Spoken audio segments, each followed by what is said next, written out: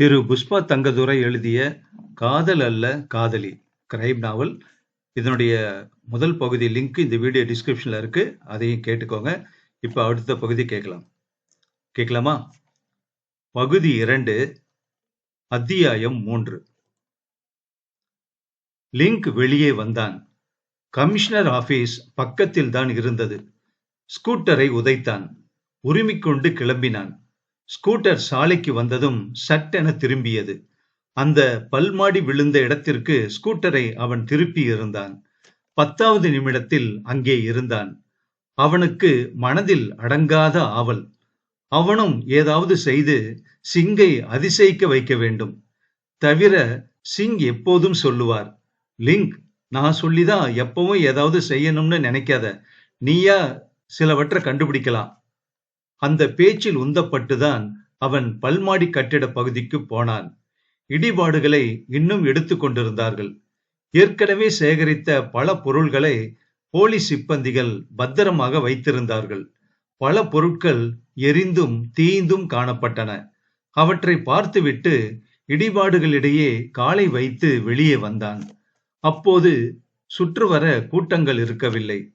ஏதாவது உதிரியாக ஜனங்கள் மட்டும் தென்பட்டார்கள். ஸ்கூட்டர் அருகில் போயிருப்பான். சார் என்று ஒரு குரல் கேட்டது. அவனை பொறுத்த வரையில் அது ஒரு மோகனமான குரல். திரும்பினான். நித்யா. உடனே அவன் முகத்தில் குறு நகைகளாக ஒழுகின. என்ன மேடம் இங்க? சார், ஏதாவது பாத்தீங்களா? எது என்று புருவத்தை உயர்த்தினான். இடிபாடுல இருந்து எடுத்து வச்சிருக்காங்களே அது. ஓ, பார்த்தேன். ஒன்னும் முக்கியம் இல்ல. ஏன் மேடம், உங்களுக்கு ஏதாவது என்று இழுத்தான். ஒண்ணுமில்ல சார், காகிதம் ஏதாவது கிடைச்சதோன்னு. ஏன், முக்கியமான காகிதமா? இல்ல சார், என்னென்னமோ வச்சிருந்தோம், ஏதாவது கிடைச்சதோன்னு தான். எப்படி கிடைக்கும் மேடம்? எல்லாம் தீஞ்சு கருகி கிடக்குது. நீங்க அதை பார்க்க தான் தினமும் வர்றீங்களா? அப்படி இல்ல சார், வந்து என் அம்மாவை இழந்தது எனக்கு தாங்க முடியல. அதுவும் எனக்கு யூகம் கிடைச்சு அவளை வெளியில கூட்டிட்டு வந்த அப்புறமும் விதி அவளை உள்ள பிடிச்சு இழுத்து கொன்றுச்சு. நான் அவளை விட்டுருக்க கூடாது சார். கையோட இழுத்து வந்திருக்கணும்னு மனசு ரொம்ப அடிச்சுக்குது சார். துடிக்குது. ராத்திரி எல்லாம் தூக்கமே இல்லை எனக்கு. கண்களை துடைத்தாள் அவள். இவளுக்கு வந்த லவ் லெட்டராக இருக்குமோ என்று நினைத்தான் லிங்க். என்னம்மா செய்யறது, எல்லாம் விதிதான். சார், எனக்கு எதுவும் ஓடவே இல்லை சார். ஆபீஸ் கூட போகல. லீவு போட்டுட்டு தினமும் இங்க வந்து அம்மாவுக்காக அழறேன். திரும்பவும் கண்களை துடைத்து கொண்டாள் நித்யா. அழாதீங்க. ஒவ்வொருத்தரும் உங்களை விட அதிகமா இதுல இழந்திருக்காங்க. யார் இந்த பயங்கர குண்டை வச்சாங்கன்னு தெரியணும். நான் வரேன், நேரம் ஆயிடுச்சு. லிங்க் அவளை கனிவோடு பார்த்தான். அவளது கவலையிலும் அவளது களையான முகம் மெருகோடு தெரிந்தது. மனசில் அதனால் சின்னதாய் சிலும்பல். அந்த அனுபவத்தை ரசித்துக் கொண்டே ஸ்கூட்டரை கிளப்பி விட்டு பறந்தான். 5 நிமிடங்களில் கமிஷனர் ஆபீஸ் வந்தான்.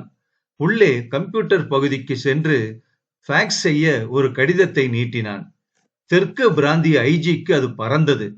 அடுத்த சில நிமிடங்களில் பதில் வந்துவிட்டது. காகிதத்தில் துல்லியமான போட்டோ. அது நாகசாமியின் படம். எடுத்துக்கொண்டு வெளியே விரைந்தான். ஃபேக்ஸ் படத்தை சிங்கிடம் லிங்க் நீட்டினான். தீர்க்கமாக அதை அவர் ஒரு பார்வை பார்த்தார். உடனே எழுந்து விட்டார். வாலிங், உடனே மார்ச்சுவரி போறோம் என்றார். ஜீப்பில் பறந்தார்கள். மார்ச்சுவரி குட்டி அதிகாரி ஜனார்த்தனம் ஒரு கும்பிடு போட்டார். உள்ளே போனார்கள். முதல் சடலத்தின் பெட்டியை வெளியே இழுத்தார் சிப்பந்தி. துணியை விளக்கினார். உள்ளே சிங் பார்த்தார். ஆண் சடலத்தின் முகம் சரியாக தெரியவில்லை. அநேக இடங்கள் சிதைந்து கிடந்தது. உயரம் குறிச்சிருக்கீங்களா? ஆமா சார், இதோ வரேன். கூறிவிட்டு சிப்பந்தி சென்று பின் திரும்பி வந்தார். சார், 5 அடி 4 அங்குலம், எடை 96 கிலோ, இடது காது கீழே மச்சம் என்று கூறிக்கொண்டே முகத்தை பார்த்தான். எங்கப்பா இடது காது என்று கேட்டார் சிங். அது இல்லாம தான் வந்தது சார் என்றான் சிப்பந்தி. சிங் கூர்ந்து பார்த்தார். அந்த பகுதியே சிதைந்து போயிருந்தது. வலது காதும் பாதி காணவில்லை. சிங் தமது பாக்கெட்டுக்குள் கைவிட்டார். நாகசாமியின் போட்டோவை வெளியே எடுத்தார். சுத்தமான கூர்மை கண்ணால் சோதித்தார். நோ லிங்க், இது அந்த ஆள் இல்ல என்றார் சிங். லிங் அவர் அருகில் வந்து போட்டோவை எட்டி பார்த்தான். இந்த போட்டோல இருக்கிறவன் 96 கிலோ இருக்க முடியாது, புரியுதா என்றார் சிங். ஆச்சரிய மிகுதியில் லிங்கின் கண்கள் விரிந்தன. சிப்பந்தி இப்போது இடையே புகுந்தார். சார், சொல்ல மறந்துட்டனே, இன்னைக்கு காலையில இந்த பிரேதத்தை பார்க்கறதுக்கு ஒரு ஆள் வந்தாரு. சிங் சட்டென்று திரும்பினார். பிரேதத்தை திறந்து காமிச்சேன். கொஞ்ச நாளி நின்னா, அப்புறம் அடையாளம் தெரியலன்னு சொல்லிட்டு போயிட்டான். இந்தா ஜனார்த்தன், நான் தான் யாரு வந்தாலும் போன்ல சொல்ல சொன்னனே என்று அதிகாரியை நோக்கி திரும்பி கூறினார் சிங். மன்னிக்கணும் சார், அந்த நேரத்துல அது நினைவுக்கு வரல. தவறவும் சார், அவர்தான் சொந்தக்காரர் இல்லைன்னு தெரிஞ்சிருச்சே.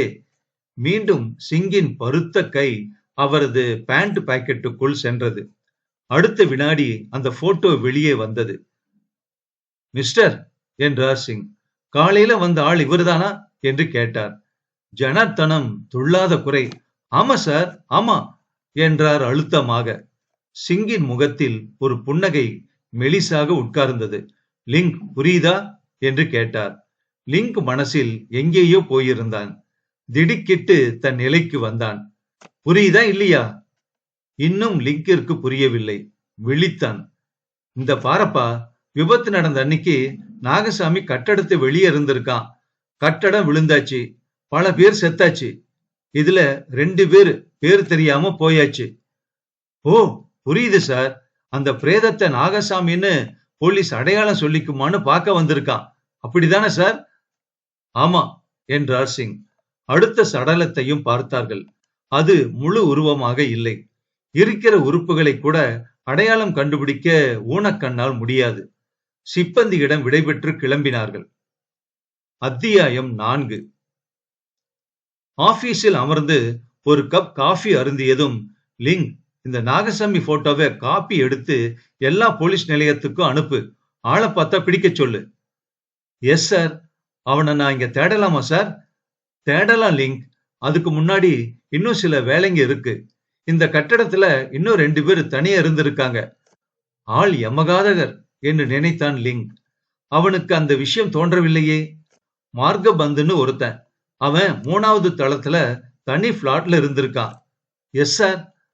கன்னிங்ஹாம் ஹோட்டல்ல கேட்டரிங் சூப்பர்வைசரா வேலை செஞ்சிருக்கான். இந்த ஆள் உயிர் தப்பிச்சானா அது தெரியணும். அத முதல்ல கவனி. Yes sir.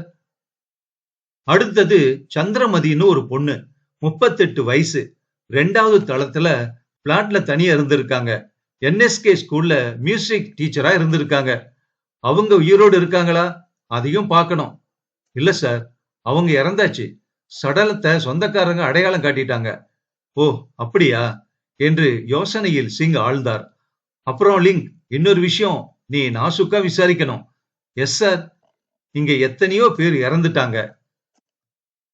இதுல யாரு செத்து போனா யாருக்காவது சொத்து கித்து கிடைக்குதான்னு பார்க்கணும். அதுக்கு லிஸ்ட் வேணும். செஞ்சிடறேன் சார். அப்புறம் நித்யா. லிங்க் பேசவில்லை. ரைட், என்னவோ காதல் இருக்கலாம்னு சொன்னேன்ல, அதை விசாரிச்சுக்க. Yes sir. லிங்கின் மனம் உள்ளே மருகியது. லிங்க் போய் சிறிது நேரம் கூட இருக்காது. சிங்கை தேடி யாரோ வந்திருப்பதாக அறிவித்தார்கள். உள்ள அனுப்பு என்றார் சிங். கதவு திறந்தபோது நிமிர்ந்து பார்த்தார். ஒரு யவ்வன பெண்மணி கண்ணில் கலக்கத்துடன் உள்ளே வந்தாள். உட்காருங்கம்மா என்றார் சிங். என் பேரு பார்வதி என்றால் அந்த பெண் உட்கார்ந்து கொண்டு. முகம் வட்டமான சிவப்பு, கண்களில் உறைய வைக்கும் குளிர்ச்சி, உதடுகள் சின்னதாக அடங்கி இருந்தன. என் தங்கச்சி ஒருத்தி, மதனான பேரு, அவளை பத்தி உங்ககிட்ட கேட்கணும்னு வந்திருக்கேன் சார். என்ன கேட்கணும்? அந்த கட்டடம் இடிஞ்சு விழுந்துச்சே, அன்னையில இருந்து அவ வீட்டுக்கு திரும்பல சார். ஓ, ஏன், என்ன காரணம்? அந்த விழுந்த கட்டடத்திலேயே நாகசாமின்னு ஒரு நடிகர் இருந்தாரு. டிவி ரேடியோவுல நடிப்பாரு, நாடகமும் எழுதுவாரு. அவரு மேல அவளுக்கு மனசு போயிடுச்சு சார். அவருக்கு என்ன வயசு இருக்கும்? 40 இருக்கும். மதனா 2 டிவி நாடகத்துல நடிச்சா. அதுல இருந்து 2 பேருக்கும் பாசம் வந்துருச்சு. சரி, இப்போ எனக்கு மதனா இறந்துட்டாளான்னு தெரியணும் சார். டக் என்று சிங் மேஜை மீது கையை வைத்தார். அன்னைக்கு நாகசாமியை தேடி அவ போனாளா? ஆமா சார். சொல்லிட்டு போனாளா? இல்ல, அக்கவுண்ட்ஸ் கிளாஸுக்கு கிளம்புவா. கொஞ்சம் அதிக மேக்கப் பண்ணிக்கிறது தெரிஞ்சா இந்த நாகசாமியை தேடிதான் போயிருப்பான்னு தெரியும். போனவ திரும்பலியா? இல்ல, அக்கவுண்ட்ஸ் கிளாஸுக்கும் போகல. அத விசாரிச்சு தெரிஞ்சுக்கிட்டேன் சார். சரி, அந்த கட்டடம் இடிஞ்சு விழுந்துருச்சு, அங்க போயிருந்தா இனிமே பொழைக்க மாட்டாள்ல? அது தெரிஞ்சதுதான் சார். யாரும் பொழைக்கலன்னு பேப்பர்ல போட்டாச்சு. ஆனா எக்ஸ்ட்ரா பாடி கிடைச்சதா போட்டிருந்தாங்க. அது அவ்வளவுதான் இருக்கணும்னு நினைக்கிறேன். ஒரு சடலம் மார்ச்சுவரியில இருக்கு. நீங்க வேணும்னா அடையாளம் கண்டுபிடிங்க. சடலத்தோட சைஸ் கண்டுபிடிக்கிறதே கஷ்டமா இருக்குன்னு சொல்லிட்டாங்க டாக்டருங்க. அந்த அளவு உடம்பு சதைஞ்சு போயிருக்கு. ஓ, அப்படியா என்று அந்த பெண்மணி யோசித்தாள். வாயில பல்வரிசை இருக்கா என்று கேட்டாள். சிங்குக்கு அதை பார்த்த நினைவு. ஏன் மேடம், அதை வச்சு கண்டுபிடிப்பீங்களா? ஆமா சார், முன் வரிசையில 2 பல்லு பொய் பல்லு. அத பார்த்த உடனே. சரி மேடம், இப்போ அந்த சடலம் உங்க தங்கைன்னு தெரிஞ்சா என்ன செய்ய போறீங்க? பார்வதி கண்களை துடைத்துக் கொண்டாள். சார், அவள் அனாதையா விடுறதை விட நல்ல முறையில தகனம் செய்யலாம்ல? அவள் சிறிது நேரம் விசித்து அழுதாள். பிறகு முகத்தை துடைத்துக் கொண்டு, அப்புறம் வேற ஒண்ணு சார். என்ன? அன்னிக்கு பார்த்து கழுத்துல நெக்லஸ் போட்டுக்கிட்டு போயிருக்கிறா. அது 10 வருஷம் முந்தின விலையில ₹1,00,000. சிங்கின் கண்கள் ஒரு கணம் சுருங்கின. எங்கேயோ ஒரு சுவிட்ச் அடிச்சது. என்ன, ₹1,00,000 மதிப்பாது என்றார். ஆமா சார், அதையும் தேடதான் வந்திருக்கேன். கிடைச்சுதா? சிங்குக்கு புரிந்து விட்டது. இத முன்னாடியே சொல்லல. சார், அந்த பொண்ணு செஞ்சது எங்களுக்கு அவமானமா இருந்துச்சு. வேற எங்கேயாவது போயிட்டு திரும்பி வந்து விடுவாளோன்னு ஒரு நப்பாசையில இருந்தோம். நாள் ஆக ஆக அது சரியில்லைன்னு தோணி போச்சு. சார், நெக்லஸ் கிடைச்சுதா? நீங்க என்ன புது கேஸ் உண்டாக்குறீங்க போல இருக்கே. நாங்க இங்கே நெக்லஸையே பார்க்கலையே. உதடுகள் நடுங்க அவள் நிமிர்ந்தாள். அப்போ என்று இழுத்தாள். முதல்ல நீங்க பிரேதத்தை அடையாளம் கண்டுபிடிங்க. வாங்க என்னோட என்றார் சிங்.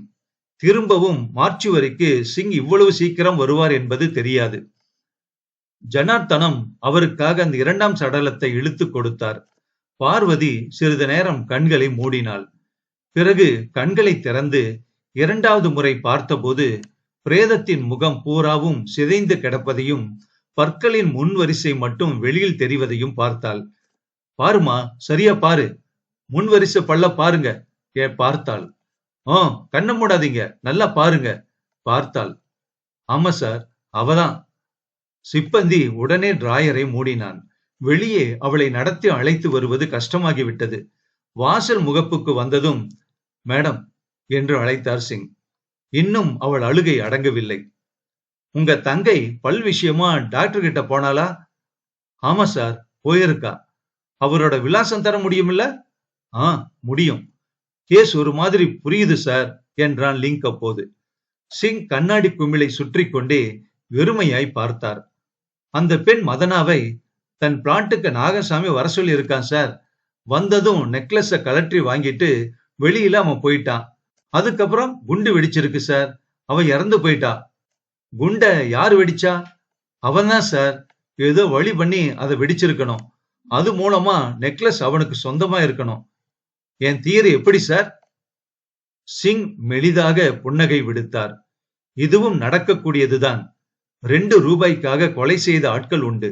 ஒரு நெக்லஸுக்காக ஒரு வீட்டையே க்ளோஸ் பண்ணி கூட இருக்கலாம். ஆனா இங்க ஒரு சிக்கல் இருக்கு. இந்த நாகசாமி 3வது மாடியில இருந்திருக்கான். குண்டு அவன் வீட்டுல வச்சா மேல நோக்கிதான் வெடிக்கும். இங்க அடித்தளத்துல இருந்து வெடிச்சிருக்கு. அததான் நானும் யோசிக்கிறேன் சார். யாரு வெடி வச்சாலும் கீழே போய் வச்சிருக்காங்க. அது ஏன் அங்க வச்சாங்க? இந்த நாவல் அடுத்த பகுதியில் தொடரும்.